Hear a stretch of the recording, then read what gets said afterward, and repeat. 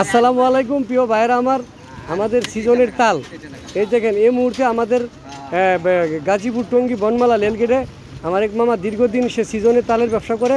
এই প্রথম বিসমিল্লাহ আমাদের এলাকায় তাল এসেছে এবং সকলে আসবেন। এবং রেলগেটের পাশেই দক্ষিণ পাশে তার দোকানটা সবসময়। এখানে উনি বিভিন্ন ধরনের ব্যবসা করে। এই আজকেই প্রথম উনি আমাদের মাঝে তাল নিয়ে আসছেন এবং সকলেই তাল খাইতে আসবেন।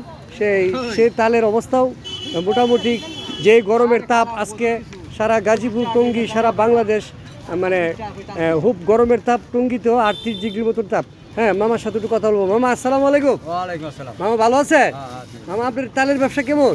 ভালোই ভালোই। কোনো সমস্যা নেই তো? ব্যবসা বাণিজ্য হচ্ছে তো? তালের পিস কত? 30। কোনো সমস্যা নেই তো ইনশাল্লাহ? সকলে প্রিয় ভাইরা আসবেন, আপনারা তাল খাবেন এবং সন্ধ্যা 8টা পর্যন্ত উনি থাকবে, সেটুকু আশা রেখে আমি আপনাদের বিদায় নিচ্ছি। আসসালামু আলাইকুম।